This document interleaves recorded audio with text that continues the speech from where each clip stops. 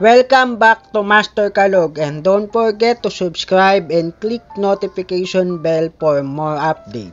Ang issue tungkol sa komedyante at aktres na si Rupa May Quinto ay kusang sumuko sa National Bureau of Investigation para harapin ang mga reklamo dahil sa umano'y paglabag nito sa Securities Regulation Code.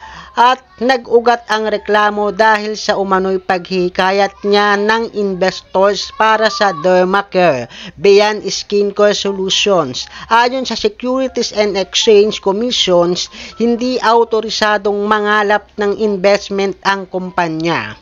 Kaya't pagkalapag niya sa Ninoy Aquino International Airport ng bandang 5 AM ay sinundo siya ng mga tauhan ng NBI at hinainan ng arrest warrant. Napaluhan naman ang aktres pagkatapos makapagpiyansa ng 1.7 million. At pakinggan po natin ang pahayag ni Rupa May Quintos. Go, go, go! Go, go, go! Ma'am, pakuha lang kami ng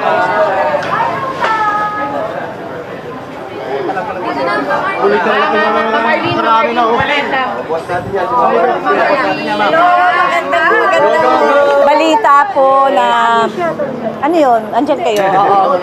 Thank you so much guys for waiting and being here with me. Yes. Nakarap ko din maging lawyer, kaya maraming salamat sa mga lawyers. Kaya sa lahat-lahat po ng tumulong, from NBI to Pasay, pati po yung judge namin, lahat ng lawyers, and lahat po ng tao nandito, and of course sa lahat ng press po na nagsusulat ng maganda para sa atin. And naniniwala po ako na justice is very fair. So kaya uwi na ako, go, go, go home. Finally makikita ko na ang kama ko. Ano ko na yung gagawin, mama? Siyempre puntahan ko muna yung anak ko, no? Tapos higa ako sa kama. Oo, masarap. May stretch. Stretch yan. So, tuloy-tuloy lang. Hindi po tayo harapin ang dapat harapin para masaya at malaman ng katotohanan. Magkasama kayo kanina ni Neri. Alam nyo, actually, first time ko pong nakilala si Neri ng personal. Kilala ko siya as, of course, Neri Miranda, Sound Chito. Si Chito, nagsama lang kami once sa show. Siyempre, kilala ko naman sila din. Pero yung talagang nagka-chance kami magkaroon ng show or event, parang wala pa. Parang si Chito kasi idol siya na asawa ko. So, nagpa-picture dati. So, okay naman. Hindi kami nagka-chance mag-usap. Pero malay mo, ito yung chance na maging close kami. 'Di ba? So, ayun. Yun ang mga chances. Pero ulit, I'm very happy na makakauwi na ako ng bahay. Thank you. Yung mga nagreklamo po sa inyo, do you think you... Hindi, pasensya na po kayo. Oo, you deserve an explanation. Kaya nga po bumalik, humarap isa-isa. Pero sana, yun nga, kaya ang maganda, binigyan po ako ng karapatang mag-explain. At the same time, pati yung lawyer nila, mga biktima din, at ako rin po ay isang biktima, parang bibigyan ng chance na mag-explain, ano tawag doon? Hindi ko alam sa ganun. Bibigyan ng chance may defense or ma-share ko yung talagang side ko. So, thank you sa judge natin at tuwa ako sa kanya dahil naging fair talaga. Tsaka binigyan ako ng chance. So, ang saya-saya. At least kung ano lang po yung pwede ninyong masabi, kung ano yung nangyari talaga. Actually, alam nyo, first time ko. First time ko lang na-experience. Kaya nga, hindi ko alam kung anong mga sinasabi nila. Kasi English din eh. Kaya sila na lang. Attorney Mary. Yes. Oo, baba ka na. Baba kayo. Attorney Aspirasi. Kamusta po, attorney? Yung naging ma'am, sorry. Natin kanina, sorry po doon sa court po.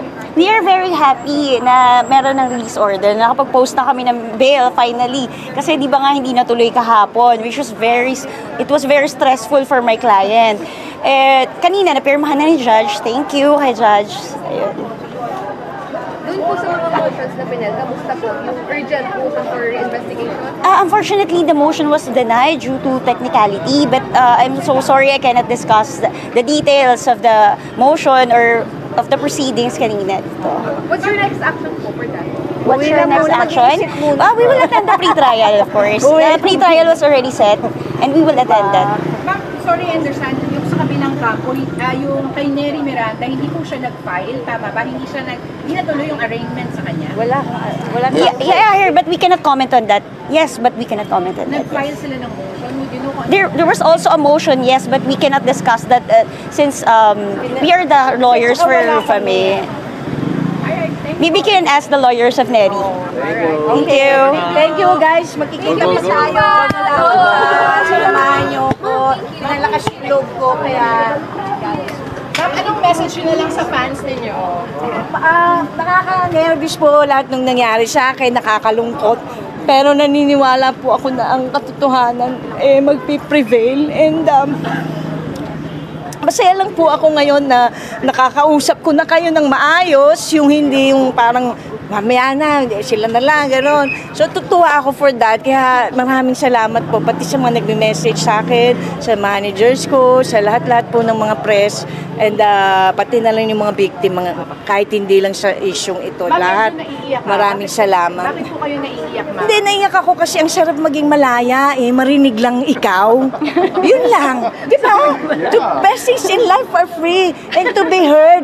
Kahit heard. O, di ba? May hearing, may heard. O, di ba? So, maganda yun. Pero, ma'am, yun nga, nakakapagpatawa pa kayo kahit konti? Hindi, kasi comedian talaga ako eh. Kumbaga parang, ayun nga sabi ko, ako po ay isang komedyante. Hindi po ako negosyante. Kaya kahit kailan, hindi po ako nagne-go-go-go-show. Kaya wala po akong negosyo, kinalaman sa mga ganito. Thank you. Thank you. Bye-bye. Sige na. Good luck. Ma'am, when is Thank you, your ah. next When is your Hindi ko next pa alam eh. Basta pupunta. Kasi pinaalis na kami dahil nga mayroon silang ginagawa. Thank you po. Bawal na go. May iyak na lang talaga tayo sa mga problemang pinapasan ni Rufame Quintos at hindi rin biro ang 1.7 million na piyansa para lang makalaya siya at hindi siya magtagal sa kulungan.